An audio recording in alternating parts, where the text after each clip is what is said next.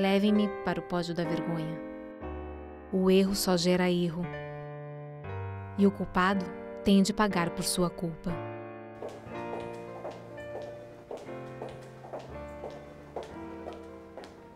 Licença. Com licença. Professor João? Doutor Antônio. Júlia? Doutora Elisa. Júlia, Elisa, sente-se. Fique à vontade. entra, fica à vontade. Você vai prestar a prova de mestrado, é isso? Sim. Você veio falar sobre o contrato, não é isso? Sim. Vamos lá. E seu projeto é sobre Guerra das Duas Rosas. O período final da guerra. Ricardo III.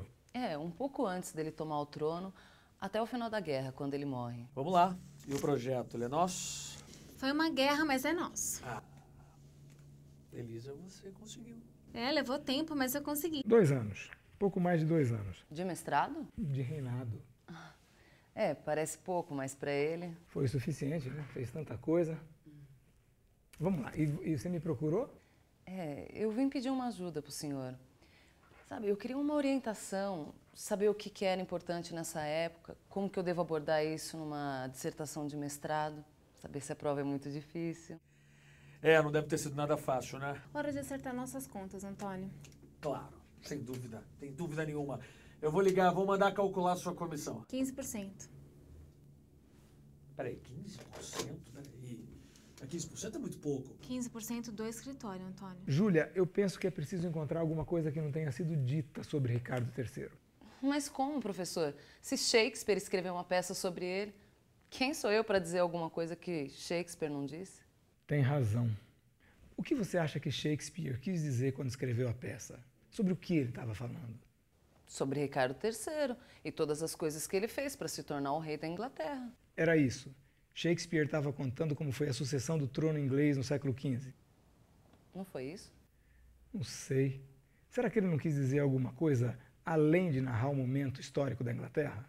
Mas foi um momento importante. 15% do escritório representa muito dinheiro, viu, dona Elisa?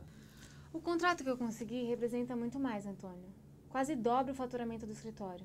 Sua parte no bolo vai aumentar 70%. E esse contrato é de quanto tempo? 20 anos. É muito pouco tempo. Foi combinado, Antônio. Foi. Mas você lembra que tinha uma coisinha também nesse combinado? Que coisa.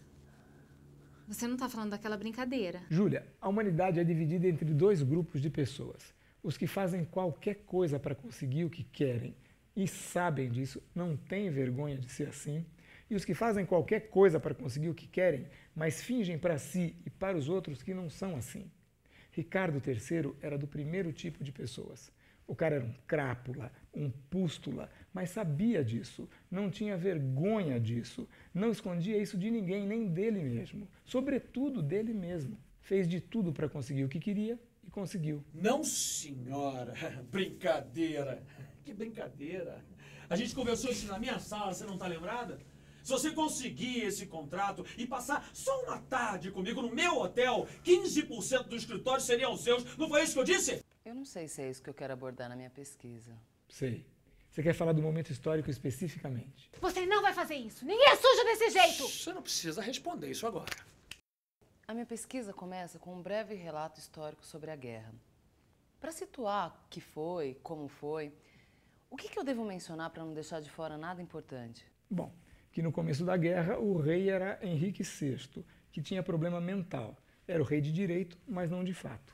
Ele era da família Lancaster e quem governava era da família York. Isso aí. E aí começou a guerra que durou 30 anos. E é importante dizer já aí que quem matou o Henrique foi Ricardo III? Sem dúvida. Ricardo III matou Henrique VI e o filho dele.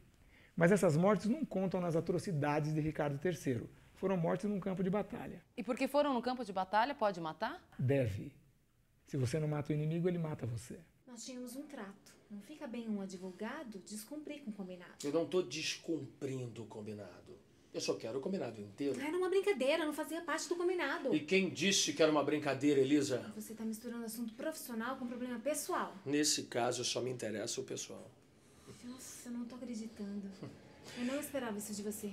Faz o seguinte, dá um pulinho na minha sala depois que a gente conversa. Aí eu descrevo um pouco do reinado do irmão do Ricardo III e salto para o final da guerra. O que é importante aqui? Bem, foi na sucessão do Eduardo IV que o Ricardo III mostrou que não era de brincadeira. Eu tenho a impressão que ele foi, limpando a área, sabe? Eu tenho aqui anotado. Ele matou o outro irmão, eliminou esse lado da família. Aí ele matou os 2 filhos do Eduardo IV, que eram os herdeiros do trono, eliminou esse outro lado da família. Só sobrou ele, não é isso? É isso, só sobrou ele da família York. Daí ele casou com a viúva do filho do Henrique VI para eliminar a oposição dos Lancaster. Mas ele matou o marido dela, como que ela casou com ele?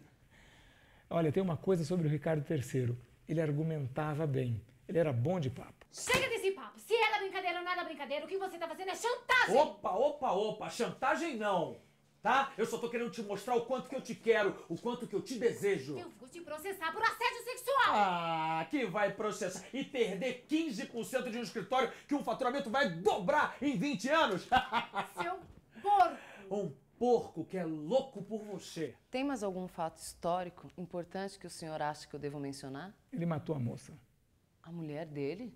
Por quê? Para eliminar de vez a família Lancaster e casar com a sobrinha, filha do Eduardo IV, e ser o rei único da família York. Por que você tá fazendo isso? Porque eu te quero. Eu tenho nojo de você! Agora, né? Que você tá com raiva. Na hora, quem sabe? Mas naquela época não era proibido o casamento entre tio e sobrinha? Ah, mas isso não era problema para ele, né?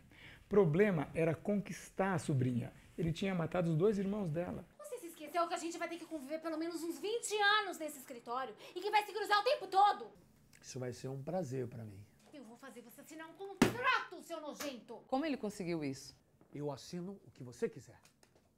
Convenceu a mãe da sobrinha. A mãe dos meninos que ele matou? Exatamente. Mas como? Ele era bom de papo. Não tem papo que faça uma mãe perdoar o assassino dos filhos. Na verdade, ele tinha uma qualidade. Ele se conhecia muito bem porque não fingia ser uma pessoa que ele não era. Ele era daquele primeiro tipo de pessoas, lembra? Lembro. Como ele se conhecia muito bem, conhecia bem como funcionam as pessoas, como a gente funciona, como a gente é. Convenceu a mãe da menina com um argumento muito simples. Ela seria a avó do novo rei da Inglaterra. Da linhagem dela sairia o sucessor de Ricardo III. E ela cedeu? Assina. Sim. Com todo prazer. Entra. Muito obrigada, professor. Tem mais alguma coisa que eu deva fazer para entrar nesse mestrado? Se prepare para a prova. Alguma coisa que eu deva fazer além de me preparar? Não há nada além de se preparar, filha. Estar preparado é tudo.